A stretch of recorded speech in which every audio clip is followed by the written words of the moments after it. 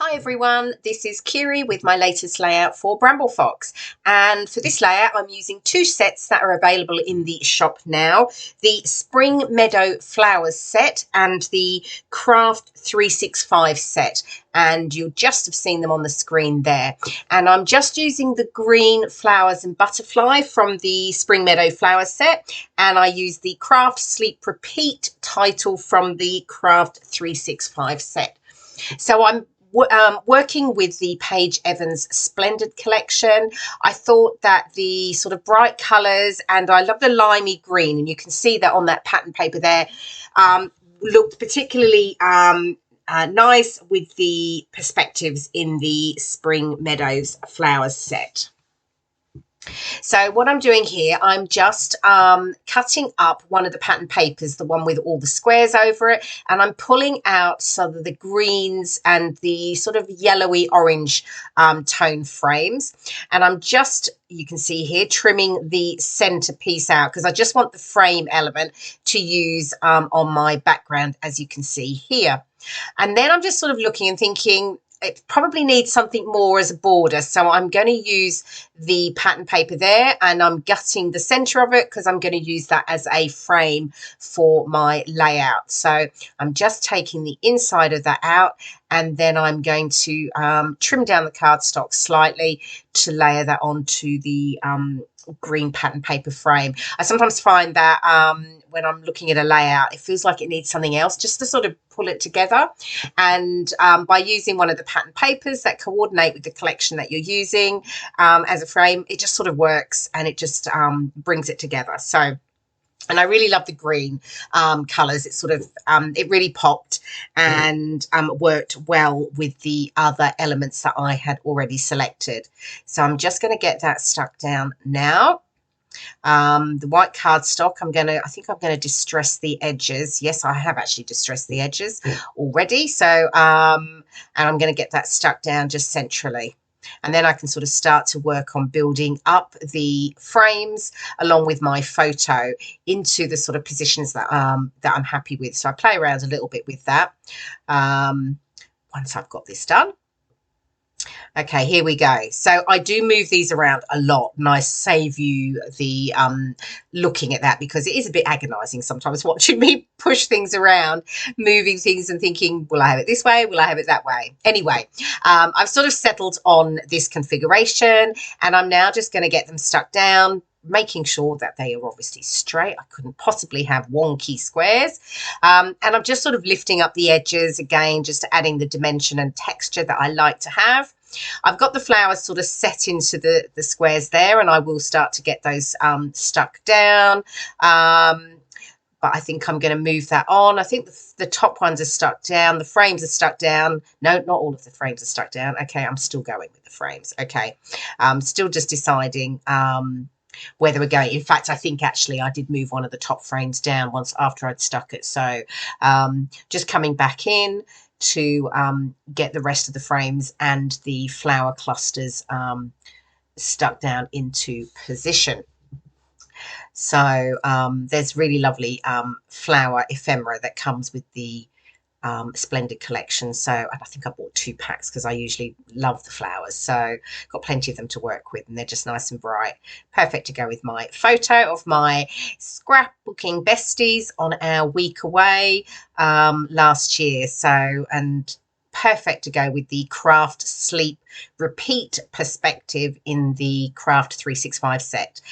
Just right for us scrapbookers. So I'm mounting the photo on that green pattern paper as well because it just helps it pop from the page. I didn't want it to sit too flat.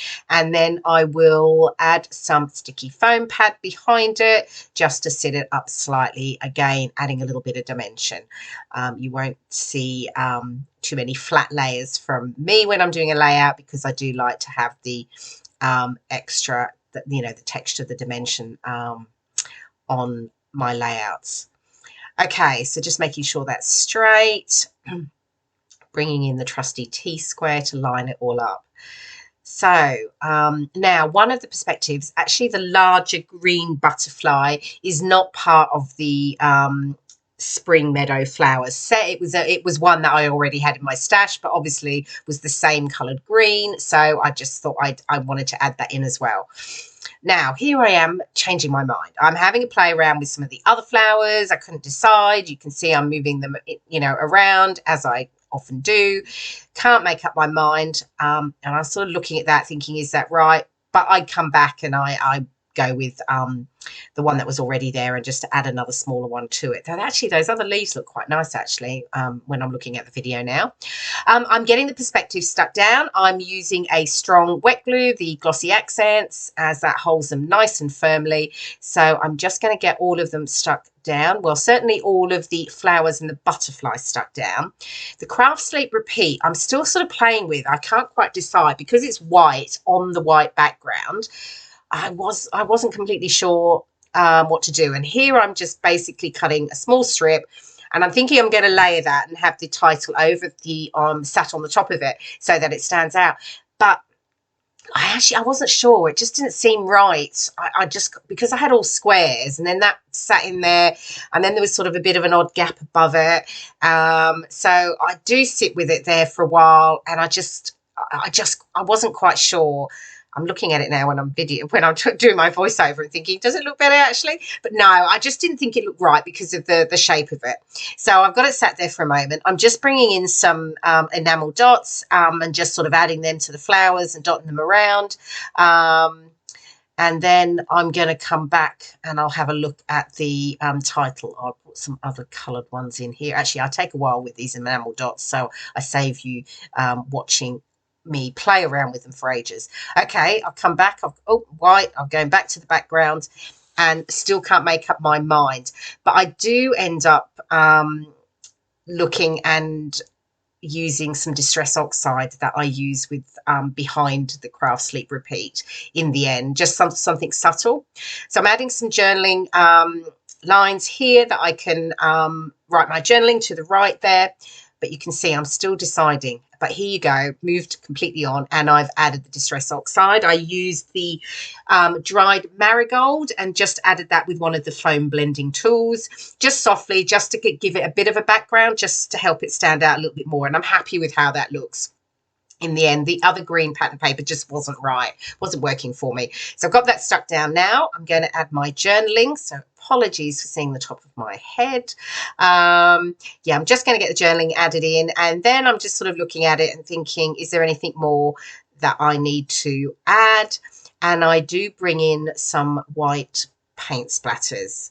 I quite like that. It's quite popular. Quite a lot of people do it, and I do quite like the look of it. So I bring in my Liquitex paint, and I'm just adding the white splatters to each of the flower clusters now. So that was really the end of the layout. I think that was pretty much everything.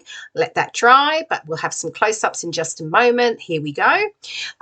So you'll see the Craft-Sleep-Repeat title, and then some of the lovely sort of lime green perspectives from the Spring Meadow Flowers set. I hope you've enjoyed watching my process video. Please give me a thumbs up if you do, and look forward to seeing you in my next video. Thanks for watching.